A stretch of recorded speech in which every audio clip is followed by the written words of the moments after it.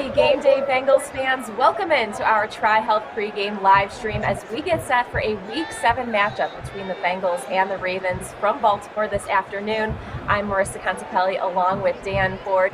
Here are your Bengals inactives for today. Defensive end Darius Hodge, cornerback Nick McLeod, defensive tackle Tyler Shelvin, and wide receiver Mike Thomas. And Dan, no real surprises to the inactive list this afternoon. It might be the healthiest that we've seen the Bengals in quite some time. That's right, and obviously those guys, while being solid players, are not key starters or anything like that for Cincinnati, whereas the Baltimore Ravens have their share of significant guys out. Not just this week, Latavius Murray and Sammy Watkins are out leading running back, aside from Lamar Jackson when he carries the ball, and veteran wide receiver in Sammy Watkins. But if you go back to the beginning of the year, the Ravens have 17 guys on injured reserve, more than any other team in the NFL. They're missing one of the best quarterbacks in the NFL in Marcus Peters, maybe the best left tackle in the NFL in Ronnie Stanley. Their top three running backs going into the season are out, including J.K. Dobbins out of Ohio State, who was so great as a rookie last year, averaging 6 yards per carry. So that, in comparison to the Bengals, with a couple of really important guys out, Trey Waynes and rookie Joseph Osai, that certainly favors Cincinnati in this matchup. It absolutely does, Dan. And, as we talked to players throughout this week, Tyler Boyd, he specifically mentioned, it's time to flip the script. You're there in Baltimore today for this one. Just what has the mood and tone been like around the team as we get set for kickoff this afternoon? I think the Bengals definitely feel like they have something to prove. They've lost 5 straight to Baltimore. The last 3 have been blowouts. So they want to show that this is not the king of the division versus the bottom feeder in the division. They want to show that they are right there with Baltimore. And if you think about what a win would mean today for Cincinnati, number one, they would move into a tie for first in the division. They would be 2-0 in the division with road wins at Pittsburgh and at Baltimore. They would be tied for the best record in the AFC. Right now, Baltimore is the only team in the AFC with a 5-1 record, and the Bengals are the only team in the AFC that does not have a conference loss. That's a key tiebreaker. So, to add all that up, if the Bengals win today, they are the number 1 seed in the AFC through 7 weeks, and I don't think anybody expected that going into the season. I don't think anyone would have either, Dan. It's been a great start to the year so far for Zach Taylor's group. We're getting a chance to look at some of the tight ends as it is National Tight End Day here in the NFL. And Dan, when you look at the Ravens defense, it's a tough defense. We've seen it. They've shown it in the past. Shown it against the Chargers last week, but they have given up some points on the year. 25 to the Colts, 35 to the Chiefs, 33 to the Raiders. What has to go right on offense for the Bengals to kind of maybe expose some weaknesses in this Baltimore D? Well, if you look at what the Ravens have done well and what they've done poorly on defense, they have stopped the run extremely well. They're number 3 in the NFL at stopping the run. And last week, the Chargers didn't even get 30 rushing yards in that game. They had no running attack at all. But Baltimore is giving up more than 270 passing yards per game. So if you think about the Ravens defense, they blitz as much as just about anybody. They're blitzing about 1/3 of the time this year, which is actually a little bit down from last year, probably because Marcus Peters is out. But if you think about the concept of the blitz, where you are rushing at least 5 guys, more guys that rush mean fewer guys are left to cover.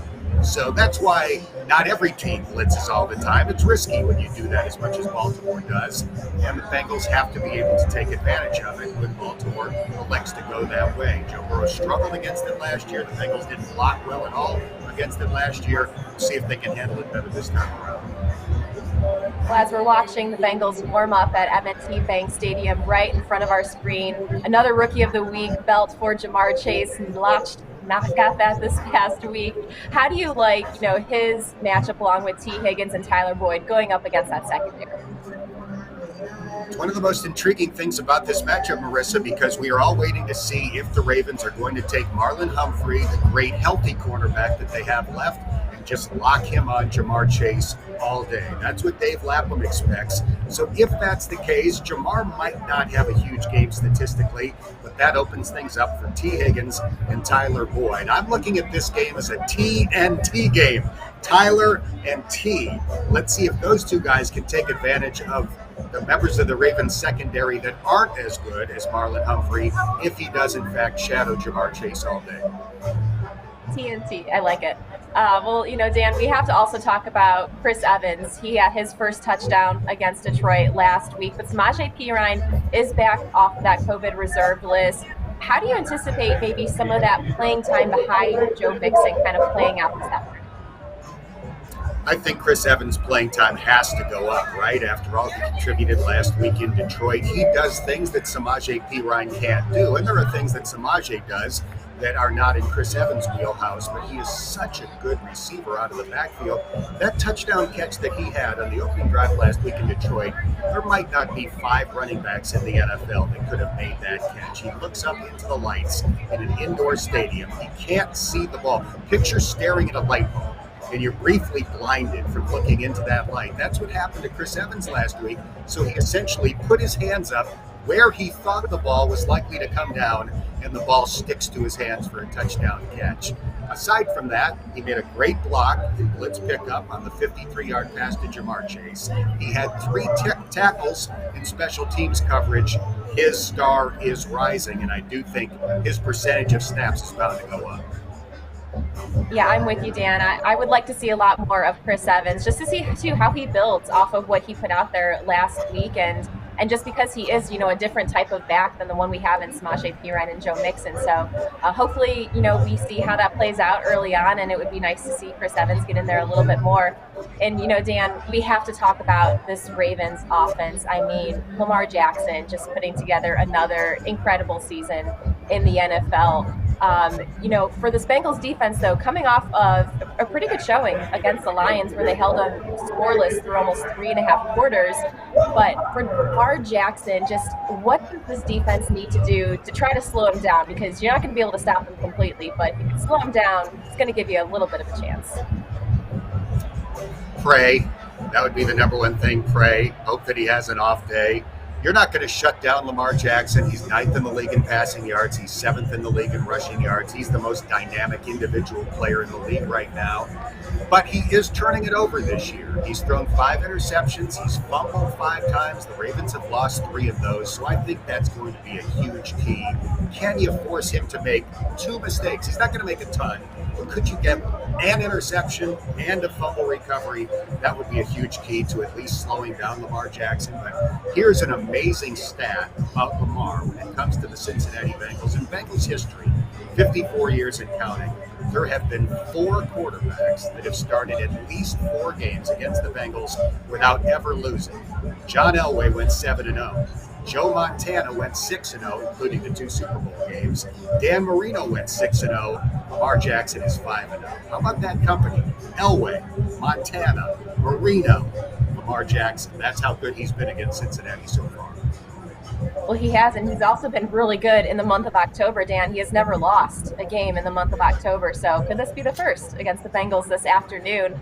But, Dan, when you look at all of the acquisitions the Bengals brought in, bringing in Trey Hendrickson, bringing in Larry Ogunjobi, pieces in the secondary, also getting a healthy BJ Reader back. I mean, Cam Sample in the draft. I have to imagine this is why the Bengals really focused on the defense in this offseason, to be able to go up, play in games like today, going up against one of the most elite running quarterbacks that we've seen, and, really making an emphasis to get the win over the rival this afternoon.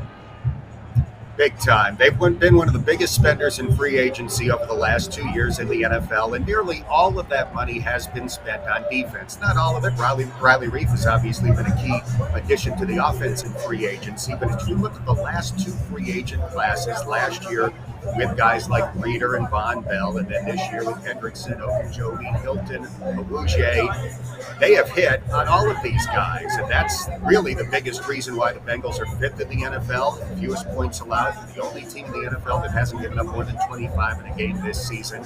You really have to give credit to Duke Tobin and the scouting department for just knocking it out of the park on these free agent signings, and they spent big, in particular on Reader and Hendrickson. Then you look at the value that they're getting out of guys like Awuzie and Hilton. They got those two guys basically for the same price as Washington is paying Will Jackson, the former Bengal. Will has not played particularly well so far this year for the Washington football team, and Chidobe Awuzie has been one of the best quarterbacks in the NFL. So kudos to the scouting department into the front office for knocking it out of the park with those free agent additions on defense.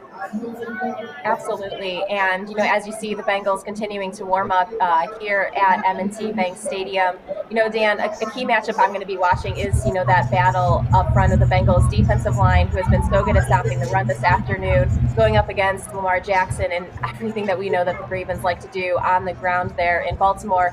Real quick, what is one key matchup you're watching today? Protect the franchise. Protect Joey franchise. They couldn't do it last year in Joe Burrow's only previous game against Baltimore. He was hit 15 times. He was sacked 7. If the offensive line can give him time, Joe is going to be better at facing this defense now that he's seen it once. To me, that's the biggest key to the game, keeping number 9 on his feet. Absolutely. Well, Bengals and Ravens kick off from M&T Bank Stadium coming up just after 1 p.m. Is it time to flip the script? Will the Bengals finally hand a loss to Lamar Jackson? You can catch all the action on CBS or listen in to Dan and Dave Lapham on the Bengals Radio Network. Thanks for tuning in to this TriHealth pregame stream.